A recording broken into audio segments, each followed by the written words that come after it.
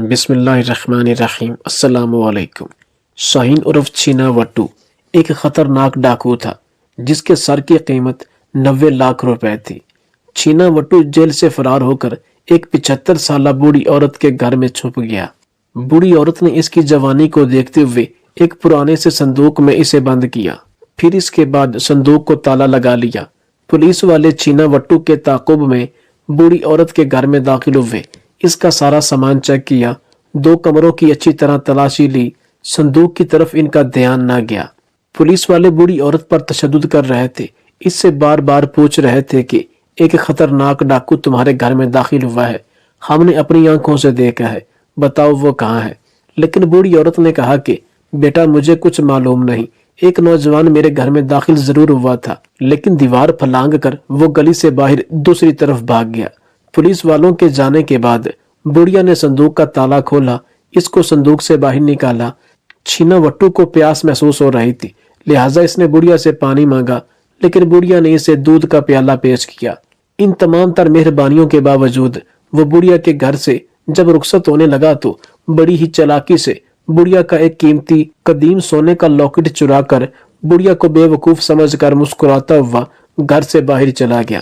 دل میں یہی سوچ رہا تھا کہ بڑھیا تو نے تو ایک سانپ کو دودھ پلایا، بھلا ایک ڈاکو بھی رحم دل ہو سکتا ہے کیا؟ لیکن چھینا وٹو کے اس وقت رونگٹے کھڑے ہوئے جب اسے اس حقیقت کا پتہ چلا کہ بڑھیا نے تو مجھے ہی لوٹ لیا، کیونکہ یہ حافظ آباد کے 2 خاندانوں کی قدیم دشمنی تھی۔ جب میں نے آنکھ کھولی، ہوش سنبھالا، انہیں آپس میں لڑتے ہی دیکھا، اور مجھے اس بات کا افسوس تھا کہ میں اس خاندان کا حصہ ہوں۔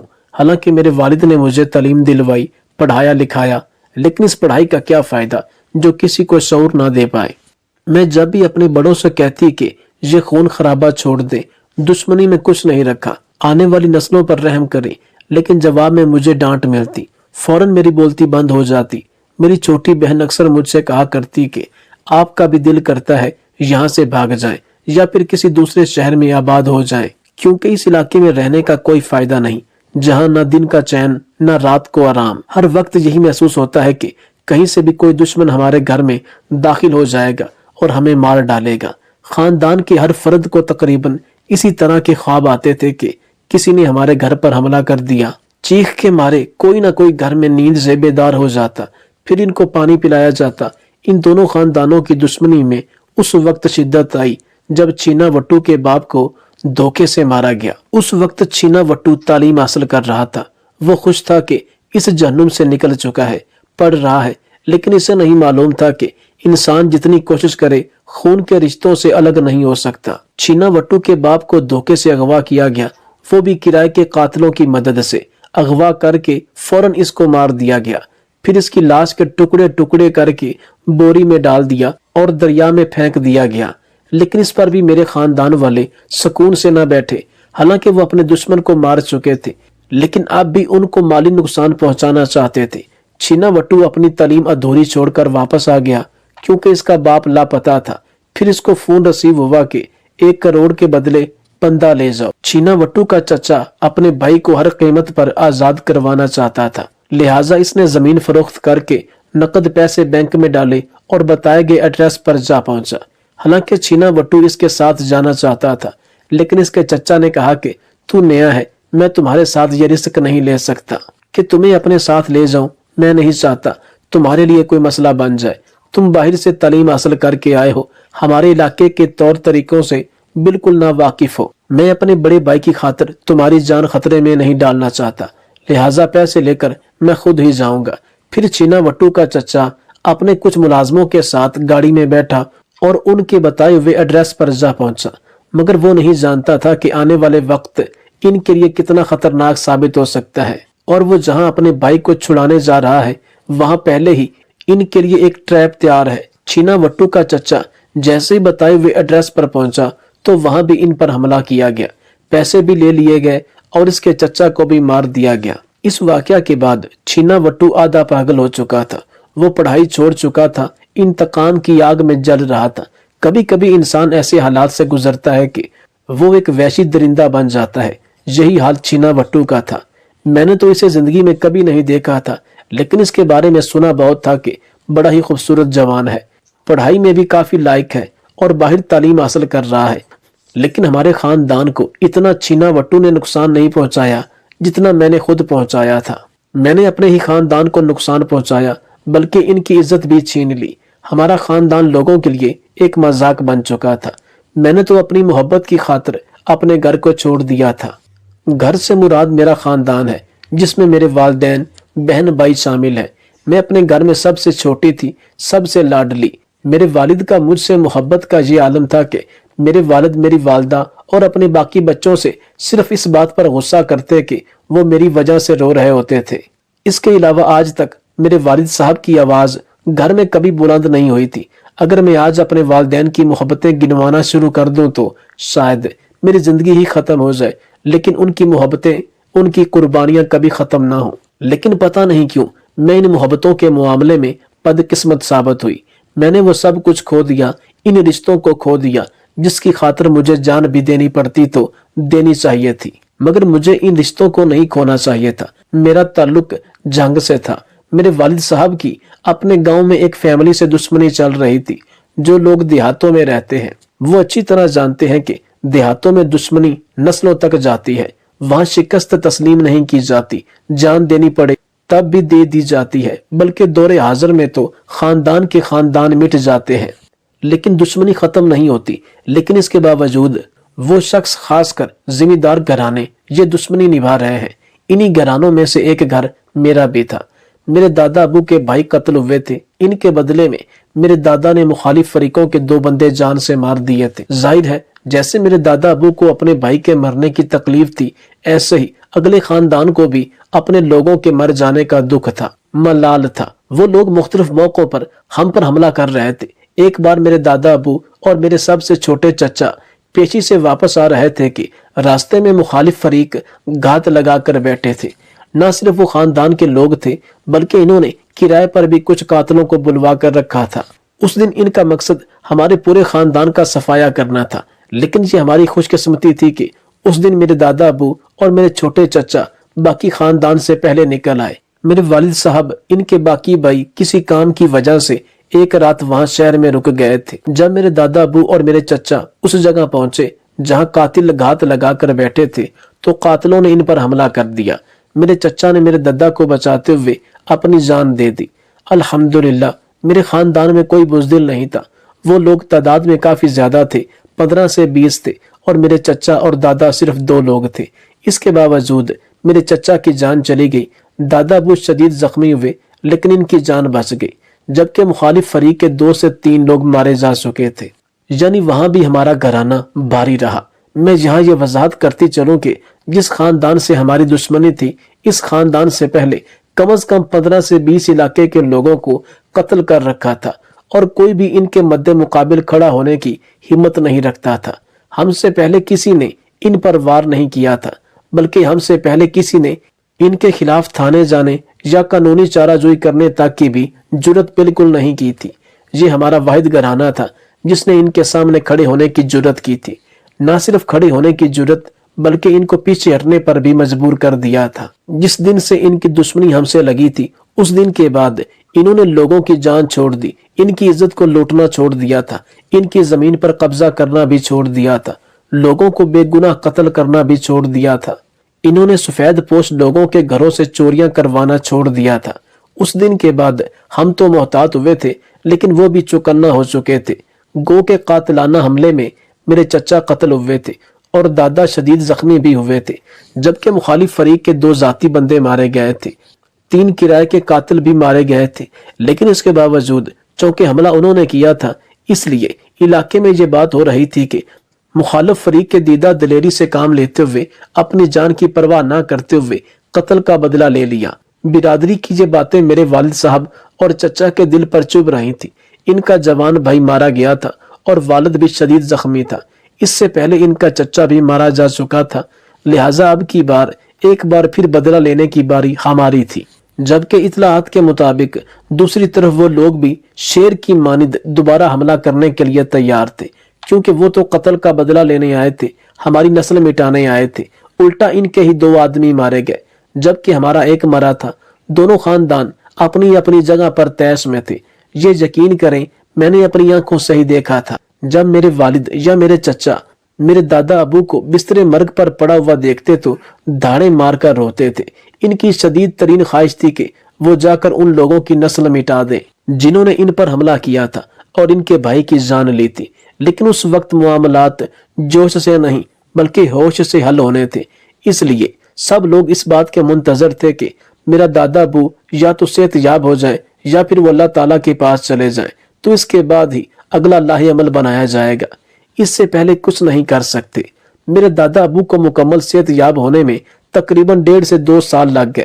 اس دوران میرے باقی چچاؤں کی شادیاں ہوئیں۔ شادیوں کے بعد کچھ عرصہ کے لیے ہماری طرف سے بدلے کا ارادہ بالکل ملتوی ہو گیا۔ اس کے باوجود ہم لوگ اپنے دشمنوں سے محتاط رہے۔ ہم لوگوں نے اپنے کاروبار پر توجہ دی، اپنے خاندان کو آگے بڑھانے اور دشمنوں سے محفوظ رہنے کا طریقہ کار بنایا۔ اسی دوران میرے بہن بھائیوں کی پیدائش ہوئی۔ میرے باقی چچاؤں کے گھر میں بھی بچوں کے جنم ہوئے۔ الفاظ میں آپ کو یہ بتا سکتی ہوں کہ دل میں چبھن ہوتے ہوئے بھی ہم لوگ لہو کے گھونٹ پیتے رہے اور اپنے دشمنوں سے بدلہ نہ لیا۔ 1-2 بار ان لوگوں نے ہم پر حملے کی کوشش کی تو میرے والد صاحب نے پلٹ کر ان پر وار کرنا چاہا، مگر میرے دادا ابو نے روک دیا اور کہا کہ ابھی وقت مناسب نہیں، اب تم سب لوگوں کے بچے ہیں، تم ان بچوں پر توجہ دو اور تمہیں اپنے دشمنوں سے محتاط رہنا چاہیے۔ اب تمہیں کم از کم 15 سے 20 سال انتظار کرنا چاہیے تاکہ بچے اپنے پاؤں پر کھڑے ہو جائیں۔ عین ممکن ہے اللہ تعالیٰ کرے اس دوران دشمنی کی یہ آگ ٹھنڈی ہو جائے۔ میرے گھر میں یہ خوبی تھی کہ گھر کے بڑے بات کو ٹالا نہیں کرتے تھے، اور اگر خاندان کا کوئی بڑا آپ کو ایک ٹانگ پر کھڑا ہونے کا کہتا تو آپ کھڑے ہو جاتے۔ اس میں بڑوں کا احترام شامل تھا، لیکن احترام سے بڑھ کر بڑوں کی محبت تھی۔ اس لیے میرے والد صاحب نے میرے دادا کی کوئی بات نہ ٹالی اور خاموش ہو گئے۔ انہوں نے ہم پر توجہ دینا شروع کی اور ہم لوگ جوان ہونے لگے۔ کیونکہ ہم دونوں فریق گاؤں میں ہی رہتے تھے تو گاؤں کے کمی کمین دونوں گھروں میں کام کرنے کے لیے آتے جاتے رہتے تھے۔ دونوں گھروں کے بچے دشمنی سے اچھی طرح آگاہ تھے، مگر افسوس کہ میرے خاندان کے ماتھے پر میری وجہ سے کالک لگ گئی۔ میری وجہ سے ہی میرا خاندان تباہ ہوا۔ ہمارے گھر میں کام کرنے والی ملازمہ نے میری دوستی مخالف فریق کے ایک نوجوان لڑکے سے کروا دی، اور ہماری ملازمہ نے جس نوجوان کے ساتھ میری دوستی کروائی یہ کوئی اور نہیں بلکہ چھینا وٹو ہی تھا۔ یہ بات حقیقت ہے کہ مجھے دوستی سے پہلے یہ پتا نہیں تھا کہ وہ میرے چچا کے قاتل خاندان سے تعلق رکھتا ہے، کیونکہ وہ باہر سے پلا بڑا تھا، میں نے کبھی اسے نہیں دیکھا تھا۔ در حقیقت وہ مجھے مہرہ بنا کر میرے خاندان کو زیر کرنا چاہتا تھا۔ اس نے ہمارے گھر میں کام کرنے والی خاتون کو اچھے خاصے پیسے دیے، گو کہ میرے والد صاحب نے ہر ممکن ہم پر توجہ دی، مگر نہ جانے کیسے ان سے اس معاملے میں چوک ہو گئی۔ وہ گھریلو ملازمہ پر نظر نہ رکھ سکی، یا پھر شاید یہ کام میری والدہ کا تھا۔ خیر جس کا بھی تھا، میرے گھر والوں کی غفلت کی وجہ سے میری دوستی میرے دشمن خاندان کے لڑکے سے ہو گئی۔ اس کی چکنی چپڑی باتوں میں آ گئی۔ میں اس کی محبت میں دیوانی ہو چکی تھی، اور جب میں اس کے بغیر نہیں رہ سکتی تھی تب مجھ پر یہ حقیقت آشکار ہوئی کہ وہ کوئی اور نہیں بلکہ میرے ہی خاندان کا دشمن اس گھر سے تعلق رکھتا ہے۔ وہ لوگ جو کسی بھی وقت میرے والد اور بھائیوں کی جان لے سکتے ہیں، میرے چچا زاد بھائیوں کی جان لے سکتے ہیں۔ یہ ساری حقیقت جاننے کے بعد میں پھر بھی اس شخص سے نفرت نہ کر پائی اور اس شخص کی باتوں میں آ گئی، یہاں تک کہ اس کے کہنے پر میں نے راتوں رات اپنا گھر چھوڑ دیا اور اب گھر چھوڑ کر اس کے پاس رہنے آ گئی۔ جب میں اپنے والد کے دشمنوں کے ساتھ جا ملی تو میرے والد صاحب راتوں رات میری والدہ کو لے کر دشمنوں کے پاس آئے تھے۔ ان سے کہا کہ ہماری اور تمہاری دشمنی مردوں کی ہے، میری بیٹی نادان ہے، تم مجھے میری بیٹی لوٹا دو، ہم لوگ تمہاری عزت پر کبھی حملہ کرنے کے بارے میں سوچ بھی نہیں سکتے، اور تم بھی ایسا مت کرو، اگر میری جان چاہیے تو لے لو لیکن ہماری عزت پر حملہ نہ کرو۔ مگر میرے ہونے والے سسرال والوں نے یعنی میرے والد صاحب کے مخالف فریق نے یہ کہا کہ میں ایسا ہرگز نہیں کروں گا، تمہاری لڑکی تمہیں واپس نہیں ملے گی، ہاں اگر تم بھی ہماری عزت پر حملہ کرنا چاہتے ہو تو شوق سے کرو۔ والد صاحب نے جواب دیا کہ ہماری دشمنی تمہارے مردوں سے ہے، تمہارے مردوں تک ہی رکھیں گے، ہم لوگ کبھی عورتوں یا بچوں کو مہرہ نہیں بنائیں گے، اور واپس لوٹ گئے۔ اس واقعہ کے چند دن بعد مجھے ایک خط موصول ہوا میرے والد کی جانب سے۔ اس میں لکھا تھا، صرف 2 لائنیں ہی لکھی تھی کہ مجھے اس بات کا گلہ نہیں تم نے محبت کیوں کی، مگر میں اس بات کا شکوہ ضرور کروں گا کہ تم میرے بھائی کے قاتلوں سے جا ملی ہو और इनकी ढाल बन गई हो। मेरे वालिद साहब ने मजीद लिखा कि मैं इन लोगों से कभी शिकस्त नहीं खा सकता था अगर इनका हथियार मेरी औलाद ना बनती। यकीन करें, छीना वट्टू का खानदान मेरे वालिद साहब और इनके खानदान से इतना सहमा हुआ था कि ये लोग गांव छोड़ने की बातें कर रहे थे। मगर इसी दौरान इनको इतला मिली कि मेरे वालिद साहब अपने बच्चों और अपने भाइयों के बच्चों को लेकर यानी पूरे खानदान के साथ गांव छोड़कर जा चुके हैं, बल्कि इन्होंने जमीन वगैरह भी बेच दी थी। यह खबर मेरे लिए अफसोसनाक थी, मगर दूसरी तरफ मैं निकाह किए बगैर महबूब के पास रह रही थी। मोहब्बत के नाम पर वो सब कुछ कर रही थी जो मुझे किसी सूरत नहीं करना चाहिए था। इसलिए मेरा ये गम मुझे इतना उदास न कर सका। पहले मुझे पता चला कि मेरे वालिद लाहौर मुंतकिल हो चुके हैं, बाद अज़ा पता चला कि वो लाहौर नहीं बल्कि कराची चले गए हैं। मगर मैंने इनको ज्यादा ढूंढने की कोशिश नहीं की, क्योंकि इस वक्त मेरा महबूब मेरे पास था, तो मेरे लिए मेरी दुनिया मेरे पास थी। मगर अफसोस के वो महबूब हकीकत में अपनी दुश्मनी निभा रहा था। इसने जब अपनी हवस मिटा ली तो मुझसे निकाह करने से इनकार किया। इसने अपने चचाजाद भाइयों के साथ मुझे अपनी हवेली में कैद करके रख लिया। एक अरसे तक वो खुद और इसके करीबी रिश्तेदार नशे में धुत होकर हवस मिटाते रहे, यहाँ तक कि जब इसने अपने रिश्तेदारों तक से मेरी इज्जत पामाल करवाई तो इसके बाद मुझे अपनी हवेली के मुलाजमों को सौंप दिया। मैंने इस दौरान कई बार अपनी जान देने की भी कोशिश की, लेकिन हर बार बच गई और मुझे बाकायदा बांधा गया था। मैंने रो रो कर गिड़गिड़ा कर अल्लाह ताला से मुआफी भी मांगी थी। हर मुमकिन कोशिश करती कि किसी न किसी तरह यहाँ से आजाद होकर भाग जाऊं। फिर एक दिन किस्मत मुझ पर मेहरबान हुई। हवेली की एक मुलाजमा ने अपने शौहर के जरिए रात के अंधेरे में मुझे फरार करवाया। वहां से फरार होने के बाद मैंने अपने वालिद साहब के करीबी दोस्त के यहाँ पनाह ली। इन्होंने वक्ती तौर पर मुझे पनाह दे दी, लेकिन हमेशा के लिए मुझे अपने पास रखने से माजरत कर ली कि जो औरत अपने वालिदैन को धोखा दे सकती है, जो अपने बाप दादा चचा के कातलों के पास जाकर इनके बिस्तर की जीनत बन सकती है, वो किसी वक्त हमें भी कत्ल करवा सकती है। इसलिए हम तुम पर भरोसा नहीं कर सकते। मैंने इनसे अपने वालिद के मुतालिक पूछा तो इन्होंने कसम उठाकर यही कहा कि जिस दिन तुम्हारे वालिद साहब गांव छोड़कर चले गए, हमने लाख ढूंढने की कोशिश की, लेकिन हमारा उनसे राब्ता ना हो पाया। मैंने ये सुना था कि यहाँ से वो लाहौर गए हैं, इसके बाद मुझे नहीं पता कि कहाँ चले गए। मैं अपने वालिद को ढूंढने लाहौर भी आई थी। लाहौर इनके जो दोस्त थे इनसे भी मिली थी, मगर कहीं मुझे अपने वालिद का पता ना चल सका।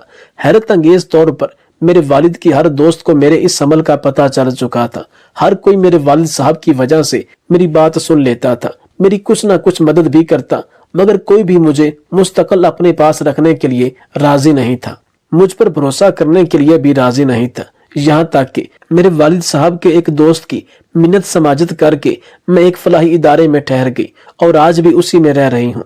मैं आप लोगों को सिर्फ ये नसीहत करना चाहूंगी कि मोहब्बत एक कुदरती अमल है, हो जाती है, लेकिन ना महरम की मोहब्बत की खातिर खून के रिश्तों को धोखा देना सबसे बड़ी बेवकूफ़ी है।